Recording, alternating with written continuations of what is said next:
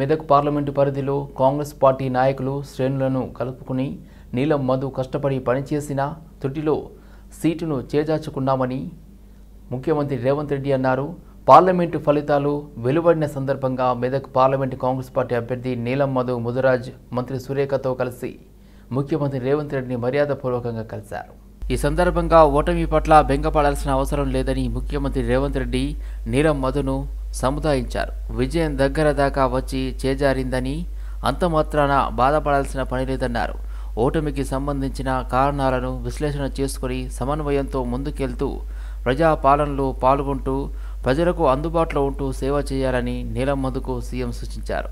నీలం మధుకు నేనున్నానని కాంగ్రెస్ పార్టీ అన్ని విధాలుగా అండగా ఉంటుందని భరోసా ఇచ్చారు.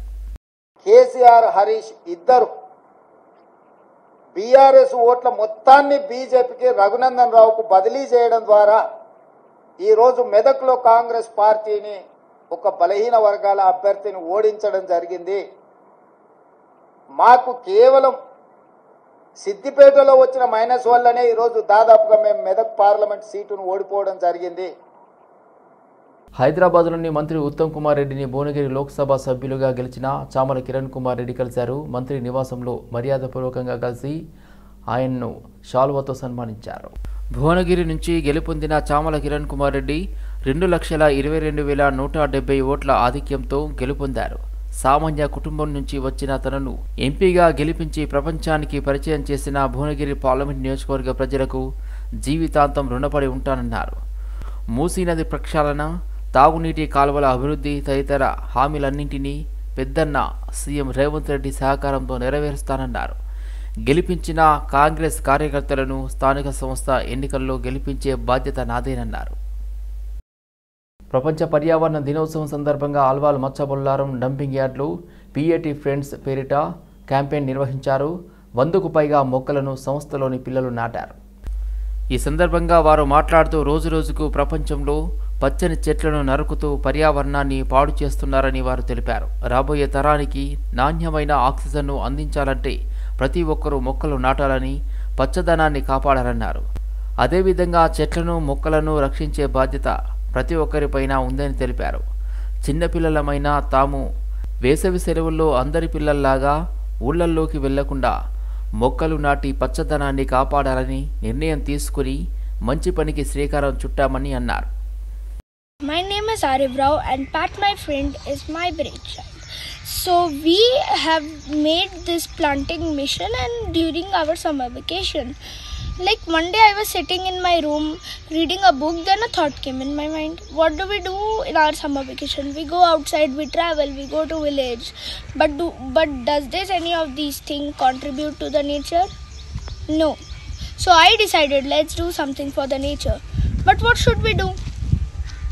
Then a thought came in my mind. Let's start planting trees. Then I gathered my friend, told them about my idea and we all made this group. నా పేరు శ్రీద. మేము ఇక్కడ మచ్చబొల్లారం డంప్ యార్డ్ దగ్గర ఉన్నాం. మా టీం పేరు పార్ట్ మై ఫ్రెండ్స్. అయితే మేము 2 days నుంచి ఇక్కడ ఓవర్ 100 ట్రీస్ ప్లాంట్ చేస్తున్నాం. ఈరోజు మేము ఇంకా ఎక్కువ ప్లాంట్ చేస్తాం యాక్చువల్లీ. సో ఇవంతా మేము ఎన్వైరన్మెంట్ కోసం చేస్తున్నాము. అలా అని మేము అందరం ఇలా ఎక్కువ ట్రీస్ ప్లాంట్ చేస్తున్నాం. నా పేరు రేవంత్. మేము ఇక్కడ 2 రోజుల ముందు వచ్చాము. మేము చాలా మొక్కలు నాటాము. ఒక 100 పైన మేము నాటాము. ఈరోజు వరల్డ్ ఎన్వైరన్మెంట్ డే. నేనైతే అందరికి చెప్తా, సమ్మర్ హాలిడేస్లో వచ్చి మొక్కలు నాటండి, మన ఫ్యూచర్కి మంచిది. ఎంపీల గెలుపుతో వచ్చే అసెంబ్లీ ఎన్నికల్లో రాష్ట్రంలో అధికారంలోకి వచ్చేందుకు శుభసూచకమని బీజేపీ రాష్ట్ర కార్యదర్శి ప్రకాష్ రెడ్డి అన్నారు. సీఎం రేవంత్ రెడ్డి గాలివాటంగా రాజకీయాల్లోకి వచ్చి సీఎం అయ్యారు తప్ప పరిపక్వత రాలేదని విమర్శించారు. ఇప్పటికైనా మంచి వాళ్లను తన చుట్టూ పెట్టుకుని పరువు కాపాడుకోవాలి అంటున్న ప్రకాష్ రెడ్డితో మా bureau chief Srinivas face to face. ఇప్పుడు గతంలో ఎన్నడూ లేని విధంగా అయితే 8 స్థానాలు రెండింతలయ్యాయి. ఎంపీ స్థానాలు అంటే రెండింతలయ్యాయంటే ఒక్కొక్క ఎంపీ స్థానంలో 7 ఎమ్మెల్యే స్థానాలు అంటే 56 ఎమ్మెల్యేలతో సమానమైంది మీ బలం. ఎట్లా చూస్తున్నారు? ఎమ్మెల్యేలు 56 అనేదాన్ని ఒక కోణము, 35.8% ఓట్లది కూడా అంతే కోణం. అండ్ సెకండ్ బిగ్గెస్ట్ 35% గతంలో మొన్న పార్లమెంట్ ఎలక్షన్స్లో మన అసెంబ్లీ ఎలక్షన్స్లో బీఆర్ఎస్కి వచ్చిన ఓట్లు 36% బీఆర్ఎస్కి వచ్చింది. మాకు కూడా అంచుమించు 36% వచ్చింది. కాబట్టి తెలంగాణ రాష్ట్ర రాజకీయాల్లో ఒక పెద్ద మార్పు జరిగింది. మొన్నటి వరకు ఉన్న ప్రాంతీయ పార్టీ ఈరోజు 3వ ప్లేస్కి వెళ్ళిపోయింది. అది బీజేపీ. గతంలో బీజేపీ స్థానంలో ప్రాంతీయ పార్టీ ఉంది, గత ముఖ్య అధికారంలో ఉన్న పార్టీ. మేము కాంగ్రెస్ పార్టీకి ప్రత్యామ్నాయంగా ఎదిగినాం. ఓటు పర్సెంటేజ్, సీట్లు కావచ్చు, 8 పార్లమెంట్లు కావచ్చు, గతంలో అధికారంలో ఉన్న పార్టీకి ఒక సీటు కూడా రాకపోవడం కావచ్చు, ఇవన్నీ కలుపుకుంటే తెలంగాణ రాష్ట్రంలో మారబోతున్న సమీకరణాలలో కాంగ్రెస్ పార్టీకి ప్రత్యామ్నాయంగా బీజేపీ ఎదుగుతుంది. కాంగ్రెస్ పార్టీ వైఫల్యాలు ఖచ్చితంగా బీజేపీకి అనుకూలిస్తాయి. రాష్ట్రంలో జెండా ఎగరేయాలనుకుంటున్న దానికి ఇవి శుభసూచకం అని భావిస్తున్నారా? ఖచ్చితంగా శుభసూచకం అవుతుంది రాష్ట్రంలో. అందుకోసం చెప్పాను, రాబోయే 4 సంవత్సరాలలో కాంగ్రెస్ పార్టీ చేసేటువంటి తప్పుడు పనులు ఖచ్చితంగా బీజేపీకి ఉపయోగపడతాయి. ప్రజలు బీజేపీని ప్రత్యామ్నాయంగా ఎన్నుకుంటారనుకుంటున్నా. బీజేపీ నాయకత్వం కూడా పెరుగుతుంది, బీజేపీలో నాయకులు ఎదుగుతారు. ఖచ్చితంగా వచ్చే అసెంబ్లీ ఎలక్షన్స్ ఎప్పుడైనా జరగని అసెంబ్లీ ఎలక్షన్స్లో బీజేపీ ఇక్కడ అధికారంలోకి వస్తుంది. కేసీఆర్ 1 ఆర్ నన్ బీజేపీకి అన్నాడు, అది ఆయనకే రివర్స్ అయిందని చూస్తున్నారు. దీని వెనక ఏంటి మతలం? కేసీఆర్ మాటల గురించి ఇంకా ఆలోచించాల్సిన అవసరం లేదు. గతంలో కూడా బీజేపీ ఏడుందా, అది ఏడుందా, ఇది ఉందా మాట అన్న అంటే ఆయన స్థాయి ఒక ముఖ్యమంత్రి స్థాయి, ఒక ఉద్యమ నాయకుడు, ఇంత సీనియర్ పొలిటికల్ లీడరు, అంత పెద్ద మనిషి ఒక పార్టీని, ఒక జాతీయ స్థాయి అధికారంలో పార్టీని 1 సీట్ 2 సీట్లు 6 సీట్లు అని మాట్లాడడం అనేటువంటి అది ఆయన స్థాయిగా ఆయనకే అర్థం చేసుకోవాలి. అంతకంటే ఎక్కువ నేను చెప్పదలుచుకోవాలి. ఎక్కువ మంది ఎంపీలు ఎన్నిక కావడంతో ఒకవైపు సంతోషం అయితే, ఇంకోవైపు వాళ్ళకు ఎక్కడ అకామిడేట్ చేయాలి మంత్రివర్గ స్థానంలో, ఎట్లా వాళ్ళ ప్రాధాన్యతను వాడుకోవాలనేది కూడా ఒక సవాల్ కదా. దీన్ని ఎట్లా చూస్తారు? దేశంలో 300 మంది ఎంపీలు ఉంటారు అబ్బా. అకామిడేట్ చేయడం ప్రతి ఒక్క ఎంపీని అకామిడేట్ చేయరు. ఎంపీకి ఇవ్వడం అంటేనే అకామిడేట్ చేయడం లేదన్న, వాళ్ళే కొత్త అకామిడేషన్ ఉండదు. అందరికీ మంత్రి పదవులు రావు. ఎట్లయితే కార్యకర్తలు అందరూ ఉంటే అందులో 8 మంది ఎంపీలు అయ్యారు, 16 మందికి అవకాశం వచ్చింది, 17 మంది పోటీ చేయడానికి అవకాశం వచ్చింది. ఇంత పార్టీలో ఉన్నటువంటి 1,00,000 మంది కార్యకర్తలకు అవకాశం రాలే కదా. ఇది ఒక అకామిడేషన్. ఒక అవకాశం 1 మందికి వచ్చింది, దాంట్లో ఒకరికో ఇద్దరికో మంత్రి పదవి. రానున్న రోజుల్లో రాష్ట్రంలో అధికారంలో చేపట్టే దిశగా వెళ్తున్న మీకు ఎన్ని పదవులు వచ్చే అవకాశం, హోప్ ఉంది? మీ అభిప్రాయం ఏంటి? మంత్రి పదవులు ఇస్తేనే రాష్ట్ర పార్టీ పెరగదు. గతంలో ఇప్పుడు ఏ మంత్రి పదవులు ఇచ్చారని అధికారంలోకి వచ్చింది, గతంలో ఏ మంత్రి పదవులు ఉండని బీజేపీ అధికారంలోకి వచ్చింది, ఒరిస్సా రాష్ట్రంలో ఏ మంత్రి పదవులు ఉంటే అధికారంలోకి వచ్చింది. కాబట్టి మంత్రి పదవులే అధికారం తీసుకొస్తాం కూడా కేసీఆర్ మంత్రి పదవి ఏడుండే మరి అట్లా అది కాదు. జాతీయ పార్టీ నిర్ణయం తీసుకుంటుంది ఎన్ని మంత్రి పదవులు ఇవ్వాలని, జాతీయ పార్టీ యొక్క ఆలోచన మేరకే మంత్రి పదవులు వస్తాయి. ఒక ఫ్లూట్లో రాజకీయ నాయకుడై ఒక సీఎంగా అయ్యాడు తప్ప ఆయనలో పరిణతి లేదు. ఆయన చుట్టూ ఉండే వాళ్ళు కూడా, సలహాలు ఇచ్చే వాళ్ళు కూడా ఒక చదువుకున్న వాళ్ళు కాదు, వాళ్ళకి చరిత్ర తెలియదు, ఆయనకు తెలియదు చరిత్ర. ఇప్పటికైనా చదువుకున్న వాళ్ళు, తెలిసిన వాళ్ళని వెంట పెట్టుకుంటే, చుట్టూ పెట్టుకుంటే ఆయనకు ఏమైనా పరువు దక్కుతుందని కూడా ప్రకాష్ రెడ్డి సలహా ఇస్తున్న పరిస్థితి. వీడియో జర్నలిస్ట్ శ్యామ్ సుందర్తో శ్రీనివాస్, సిటీవిజన్, హైదరాబాద్. ఆంధ్రప్రదేశ్లో తెలుగుదేశం కూటమి ఘన విజయం సందర్భంగా పటాన్ చెరువులో విజయోత్సవ సంబరాలు నిర్వహించారు. టీడీపీ ఇన్ఛార్జ్ కరికె సత్యనారాయణ ఆధ్వర్యంలో రామచంద్రపురంలోని అంబేద్కర్ విగ్రహానికి పూలమాల వేశారు. నారా చంద్రబాబు నాయుడికి హార్దిక శుభాకాంక్షలు అని కారికె సత్యనారాయణ తెలిపారు. 5 సంవత్సరాలు ఆంధ్ర వాళ్ళు మొత్తం ఏ విధంగా బాధపడ్డారో వాళ్ళందరూ కూడా ఆ బాధతోటి జగన్ని ఏ విధంగా ఇంటికి పంపించాలో ఆ విధంగా ఇంటికి పంపించడం జరిగిందన్నారు. జగన్కు ఆంధ్ర ప్రజలు అందరూ ఓటుతో బుద్ధి చెప్పారని తెలిపారు. ఇప్పుడు టీడీపీ ప్రభుత్వం రావడంతో ఆంధ్ర ప్రజలు సుఖంగా నిద్రపోతారని అన్నారు. తెలంగాణ తెలుగుదేశం తరపు నుంచి మరి ఆంధ్రప్రదేశ్ నారా చంద్రబాబు నాయుడు గారికి మరి ఇక్కడ ఉన్నటువంటి తెలుగుదేశం పార్టీ శ్రేణులు అందరం కూడా వారికి ఆర్థిక శుభాకాంక్షలు తెలియజేస్తున్నాం. ఎందుకంటేనంటే 5 సంవత్సరాలు ఆంధ్ర వాళ్ళు మొత్తం ఏ విధంగా బాధపడ్డారో ఆ బాధను అనుభవించిన ఆంధ్ర ప్రజలకే తెలుసు. వాళ్ళందరూ కూడా ఆ బాధతోటి మొత్తం జగన్ గారిని ఏ విధంగా ఇంటికి పంపించాలో ఆ విధంగా ఇంటికి పంపించడం జరిగింది. మరి గౌరవనీయులు మన నారా చంద్రబాబు నాయుడు గారు ఎన్ని ఇబ్బందులు పెట్టినా, ఎన్ని కేసులు పెట్టినా, ఎంతోమంది ఎంబడి తలిగి జైలుకు పంపించినా మరి ఈరోజు ఏ కేసు లేకుండా, ఏది లేకుండా కూడా ఈరోజు బయటకు వచ్చేసి అన్నీ ఏ విధంగా వాళ్ళని అనగదొక్కాలని చూసినటువంటి జగన్కు ఖచ్చితంగా ఓటుతోటి నీకు సమాధానం చెప్పడానికి మేము సిద్ధంగా ఉన్నాం. మా పార్టీ కానీ, మా పార్టీ శ్రేణులు కానీ, అదేవిధంగా పార్టీ కార్యకర్తలు కానీ అందరూ కూడా ఈ యొక్క ఓటుతోటే నీకు గుణపాఠం చెప్తామంట అని చెప్పి. సాంకేతిక కారణాలతో బుధవారం సాయంత్రం మెట్రో రైలు సేవలకు అంతరాయం ఏర్పడింది. మియాపూర్ ఎల్బీ నగర్ మార్గంలో రైళ్ల రాకపోకలు నిలిచిపోయాయి. సాంకేతిక కారణాలతో రైలు నిలిపివేసినట్లుగా లోకో పైలట్లు తెలిపారు. హైదరాబాద్లో భారీ వర్షాల కారణంగా రోడ్డుపై ట్రాఫిక్ జామ్ అయింది. దీంతో చాలామంది ప్రయాణికులు మెట్రో రైలు ఎక్కారు. మెట్రో స్టేషన్లు ప్రయాణికులతో కిటకిటలాడుతున్నాయి. ఎల్బీ నగర్ స్టేషన్ వద్ద ఎగ్జిట్ మిషన్లు మొరాయించాయి. సికింద్రాబాద్ పార్లమెంట్ నియోజకవర్గ ప్రజలు మరొకసారి అభివృద్ధికి పట్టం కట్టారని హైదరాబాద్ సెంట్రల్ జిల్లా ఉపాధ్యక్షులు డాక్టర్ హరిచరణ్ అన్నారు. కిషన్ రెడ్డి ఎంపీగా గెలవడంతో బాగంబర్పేట్ డివిజన్లో స్వీట్లు పంచారు. అనంతరం బీజేపీ సిటీ కార్యాలయంలో బాణాసంచా కాల్చి సంబరాలు నిర్వహించారు. గత 5 సంవత్సరాల్లో కిషన్ రెడ్డి సికింద్రాబాద్ అభివృద్ధి కోసం ఎంతో కృషి చేశారని డాక్టర్ హరిచరణ్ తెలిపారు. సికింద్రాబాద్ పార్లమెంట్ నియోజకవర్గంలో మరొకసారి విజయం సాధించిన కిషన్ రెడ్డికి హైదరాబాద్ సెంట్రల్ జిల్లా ఉపాధ్యక్షులు డాక్టర్ హరిచరణ్ అభినందనలు తెలిపారు. ఈ కార్యక్రమంలో బీజేపీ బాగంబర్పేట్ డివిజన్ ప్రెసిడెంట్ చుక్కా జగన్, బీజేపీ కార్యకర్తలు తదితరులు పాల్గొన్నారు. భారతీయ జనతా పార్టీ సికింద్రాబాద్ పార్లమెంటు అభ్యర్థి శ్రీ గంగాపురం కిషన్ రెడ్డి గారు వరుసగా రెండవసారి సికింద్రాబాద్ పార్లమెంటు పరిధిలో విజయం సాధించడం, ఆయన యొక్క విజయానికి కృషి చేసిన ప్రతి ఒక్క మహిళా, యువ, సీనియర్ బీజేపీ కార్యకర్తలందరికీ పేరు పేరున ధన్యవాదాలు తెలియజేస్తూ, ఈ యొక్క విజయం కోసం ప్రతి ఒక్కరూ గత 2 నెలలుగా ప్రతిరోజు ఉదయం, సాయంత్రం, రాత్రి అనే తేడా లేకుండా ప్రతిరోజు కూడా వారు అన్ని కార్యక్రమాల్లో చురుగ్గా పాల్గొంటూ మన కిషన్ రెడ్డి గారి విజయానికి ఎంతగానో కృషి చేసి ఆయన విజయంలో తోడ్పాటును అందించిన ప్రజలతో పాటు కార్యకర్తలకు, అదేవిధంగా బాగంబర్పేట్ డివిజన్ ఈరోజు తెలంగాణ రాష్ట్రంలో లోక్సభ ఎన్నికల తీర్పు అభివృద్ధికే ప్రజలు పట్టం కట్టారనే దానికి అర్థం పడుతుంది.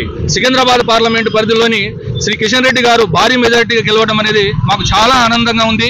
కిషన్ రెడ్డి గారి గెలుపు కోసం పనిచేసిన ప్రతి ఒక్క కార్యకర్తకు, ఇక్కడ యొక్క స్థానికంగా నాయకులందరికీ పేరు పేరున నేను కృతజ్ఞతలు తెలియజేస్తున్నాను. అంతేకాకుండా తెలంగాణ రాష్ట్ర వ్యాప్తంగా గెలుపొందిన మా యొక్క అభ్యర్థులందరికీ కంగ్రాచులేషన్ చెప్తూ, 3వసారి ప్రధానమంత్రి నరేంద్ర మోడీ గారు ప్రధానిగా రావడం అనేది మాకు చాలా ఆనందంగా ఉన్నది. దేశం అభివృద్ధి చెందబోతుంది. ఆల్రెడీ దేశాన్ని అభివృద్ధి దిశగా నడుపుతున్న విధానం కానీ ఇవన్నీ చూసి దేశ ప్రజలు బీజేపీకే పట్టం కట్టారు. ఇదే స్ఫూర్తితో మేము ఇంకా కష్టపడి కృషి చేసి ఇంకా భారతీయ జనతా పార్టీని తెలంగాణ రాష్ట్రంలో మరింత ప్రతిష్టంగా చేసే విధంగా మా వంతు మేము కృషి చేస్తామని చెప్పేసి ఈ సందర్భంగా తెలియజేస్తూ, గెలుపొందిన ప్రతి ఒక్క అభ్యర్థికి పేరు పేరున కంగ్రాచులేషన్ చెబుతూ, కిషన్ రెడ్డి గారికి మరొకసారి స్పెషల్ కంగ్రాచులేషన్స్ అండ్ ప్రతి ఒక్క కార్యకర్తకు పేరు పేరున ధన్యవాదాలు తెలియజేస్తున్నాను. బొల్లారం మున్సిపాలిటీ నుండి 5,349 ఓట్లతో భారీ మెజార్టీ ఇచ్చినందుకు బొల్లారం ప్రజలకు శిరస్సు వంచి నమస్కరిస్తున్నానని బొల్లారం టౌన్ బీజేపీ అధ్యక్షుడు కేజేఆర్ ఆనంద్ కృష్ణారెడ్డి అన్నారు.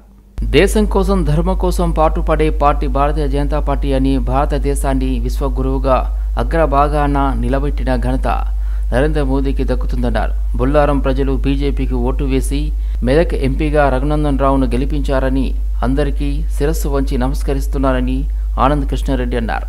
భారీ మెజారిటీతో 32,575 మెదక్ కాన్స్టిట్యూన్సీ మొత్తంలో భారీ మెజారిటీతో గెలిపించిన మా రఘునందన్ ప్రజలకి ధన్యవాదాలు చెప్పుకుంటున్నాను. అలాగే బొల్లారంలో బీజేపీ ఎక్కడున్న దానికి ఈరోజు మాకు రూపాయి పంచకుండా, మందు పోయకుండా మాకు 5,349 ఓట్లు ఈరోజు ప్రజలు మాకు వేయడం జరిగింది.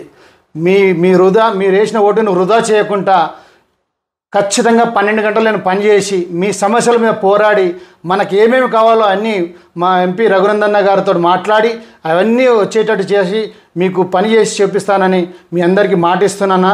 Thank you. మీ అందరి మేలు ఎప్పుడు నేను మర్చిపోలేను. ఈరోజు నా మాట నమ్మి బొల్లారంలో నాకు ఒక స్థానం కల్పించిన మీ అందరికీ పేరు పేరున శిరస్సు వంచి ధన్యవాదాలు తెలుపుకుంటున్నాను. ఏపీలో జనసేన విజయంతో అభిమానులు, నేతలు సంబరాలు చేసుకున్నారు. ఓయూలో జనసేన విద్యార్థి విభాగం సంబరాలు చేసుకున్నారు. ఓయూ ఆర్ట్స్ కళాశాల వద్ద టపాసులు పేల్చి మిఠాయిలు పంచుకున్నారు విద్యార్థులు. ఆంధ్రప్రదేశ్ ప్రజలు స్పష్టమైన తీర్పునిచ్చారన్నారు.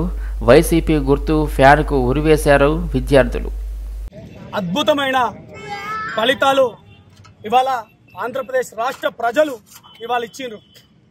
ఎందుకంటే అవమానాలు, చీదరింపులు, చీత్కారాలు, కనీసం ఒక్క సీటైనా గెలుస్తాడా, రోజా తొడలు కొట్టి తన మెడలు విరుచుకునేటట్టు ఇవాళ రిజల్ట్ వచ్చినాయి.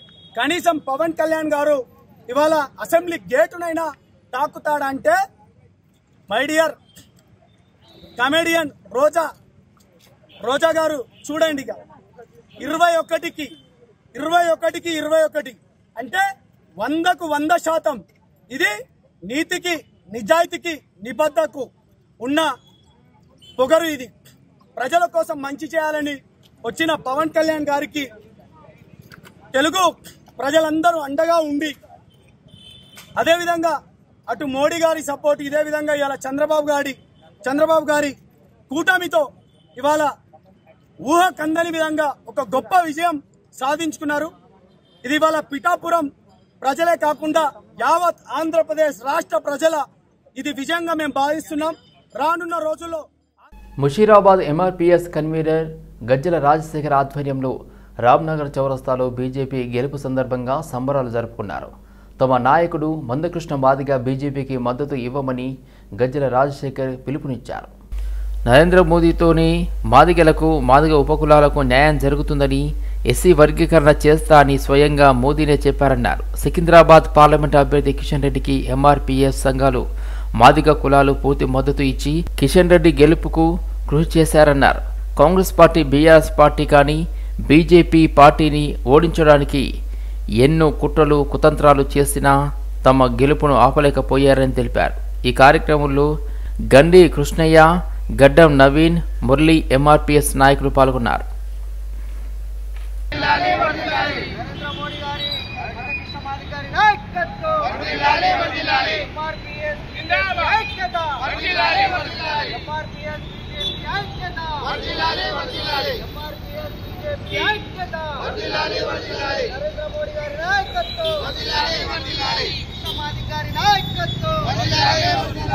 ప్రముఖ కవి, తెలంగాణ రాష్ట్ర గీతం రచయిత డాక్టర్ అందశ్రీ రాష్ట్ర ప్రభుత్వ ప్రధాన కార్యదర్శి శాంతి కుమార్ని రాష్ట్ర సచివాలయంలో మర్యాదపూర్వకంగా కలిశారు. ఈ సందర్భంగా డాక్టర్ అందశ్రీకి శాలువా, పుష్పగుచ్చంతో సీఎస్ సత్కరించారు. తాను రచించిన పలు పుస్తకాలను అందశ్రీ సీఎస్ శాంతికుమారికి అందజేశారు. కళాప్రియులైన హైదరాబాద్ వాసులను అలరించేందుకు ఈ నెల 7 నుంచి 3 రోజుల పాటు ఇండియన్ ఆర్ట్ ఫెస్టివల్ను నిర్వహించనున్నట్లుగా నిర్వాహకులు రాజేంద్ర పాటిల్, ఎంవి రమణారెడ్డి, దివ్యారెడ్డి తెలిపారు. సోమాజిగూడ ప్రెస్ క్లబ్లో ఏర్పాటు చేసిన సమావేశంలో ఇందుకు సంబంధించిన బ్రోచర్ను విడుదల చేశారు. ఈ సందర్భంగా రాజేంద్ర పటేల్ మాట్లాడుతూ ప్రతి ఏటా ముంబై, బెంగళూరు నగరాల్లో నిర్వహించే ఈ ఫెస్టివల్ మొదటిసారి హైదరాబాద్లో నిర్వహిస్తున్నట్లుగా తెలిపారు. రెతిబౌలిలోని కింగ్స్ కోహినూర్ కన్వెన్షన్ సెంటర్లో 3 రోజుల పాటు ప్రదర్శన ఉంటుందని చెప్పారు. దేశవ్యాప్తంగా 250 మంది కళాకారులు, 30 ఆర్ట్ గ్యాలరీలు, 3500 కళాఖండాలను, కళాప్రియులను అలరించేలా ఏర్పాటు చేయనున్నట్లుగా తెలిపారు. ఒకే చోట ప్రముఖ కళాకారులు వేసిన చిత్రాలు, కళాకృతులు లభిస్తాయని, కళా ప్రేమికులకు ఇదొక సువర్ణ అవకాశమన్నారు. వారు ఇండియా ఆర్ట్ ఫెస్టివల్ని ఇక్కడ 7, 8, 9వ తారీఖు కింగ్స్ కోహినూర్ కన్వెన్షన్, అది పిల్లర్ నెంబర్ 68 అత్తాపూర్ అండ్ రోడ్లో గుడిమల్కాపూర్ జంక్షన్ దగ్గర నిర్వహించడం జరుగుతుంది. అండ్ ఇది 11 గంటల నుంచి 8 గంటల వరకు, రాత్రి వరకు కూడా ఇది రోజు జరుగుతుంది. ఇక్కడ దాదాపు 100కు పైగా బూతులు ఉన్నాయి.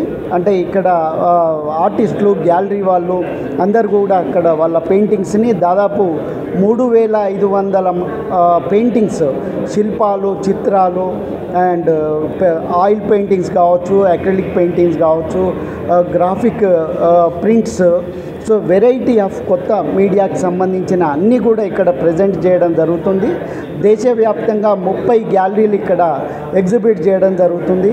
ఇక్కడ ఈ ప్రాంత కళాకారులకు ఇది ఒక గొప్ప అవకాశము. అందుకనే దాదాపు ఒక 70 మంది మన ప్రాంత ఆర్టిస్టులు కూడా ఇక్కడ పార్టిసిపేట్ చేయడం జరుగుతుంది. అంటే చాలామంది దేశవ్యాప్తంగా ఆర్ట్ లవర్స్ ఉన్నారు, ఆర్ట్ ఇంట్రెస్టెడ్ పీపుల్ ఉన్నారు, ఆర్ట్ బయర్స్ ఉన్నారు. హైదరాబాద్ వనస్థలిపురంలో ప్రపంచ పర్యావరణ దినోత్సవాన్ని ఘనంగా నిర్వహించారు. Telangana all senior citizens association, Rangareddy జిల్లా జాగృతి అభ్యుదయ సంఘం సంయుక్త ఆధ్వర్యంలో నిర్వహించారు. ఈ కార్యక్రమంలో సీనియర్ సిటిజన్లు భారీగా పాల్గొన్నారు. ప్లాకార్డులను ప్రదర్శిస్తూ ర్యాలీ చేపట్టారు. పర్యావరణ పరిరక్షణ ప్రతి ఒక్కరి బాధ్యత అని నినదిస్తూ ముందుకు సాగారు. ప్లాస్టిక్ను నిషేధించాలని, ప్రభుత్వం రీసైక్లింగ్ యూనిట్లు ఏర్పాటు చేయాలని సీనియర్ సిటిజన్లు కోరారు. 30 లక్షల మంది వయోధికులు ఉన్నారు. వారిలో చాలా మంది రకరకాల సమస్యలతోనే ఇబ్బంది పడతా ఉన్నారు. శారీరకంగా, మానసికంగా వాళ్ళు ఇబ్బందులకు ఎవరితోని వాళ్ళ సొంత పిల్లలతోనే వాళ్ళు ఈ రోజు సమస్యలు ఎదుర్కొనే పరిస్థితి ఏర్పడింది. ఇది తల్లిదండ్రులని మీరు తప్పకుండా మీ గౌరవంగా చూడాలి. మిమ్మల్ని పెంచి పెద్ద చేసిన తర్వాత మీ తల్లిదండ్రులని మీరే గౌరవించకపోతే, వారి రక్షణను వారి పోషణ మీరే చేయకపోతే రానున్న రోజుల్లో మీ పిల్లలు కూడా మీకు అలాంటి ట్రీట్మెంటే మీకు ఇస్తారు. కాబట్టి మా పిల్లలకి ఈ పర్యావరణ పరిరక్షణ గురించి దినచర్యలో భాగం ఎట్లా కావాలనేటువంటి విషయాల గురించి మేము చెప్తామని చెప్పి ఆయన అందరూ కూడా ప్రమాణం కూడా చేయడం జరిగింది. మరి ఈ ప్రపంచ పర్యావరణ దినోత్సవం సందర్భంగా ప్రతి ఒక్కరు కూడా పర్యావరణ పరిరక్షణ ఒక నినాదంగా మిగిలిపోకూడదు. మన జీవన విధానం కావాలి, మన దినచర్యలో భాగం కావాలి. అప్పుడు మాత్రమే మనం ఆశించేటువంటి వాతావరణంతో పాటు ఆరోగ్యం సిద్ధిస్తుందని చెప్పని ఈ సందర్భంగా విన్నవించుకుంటూ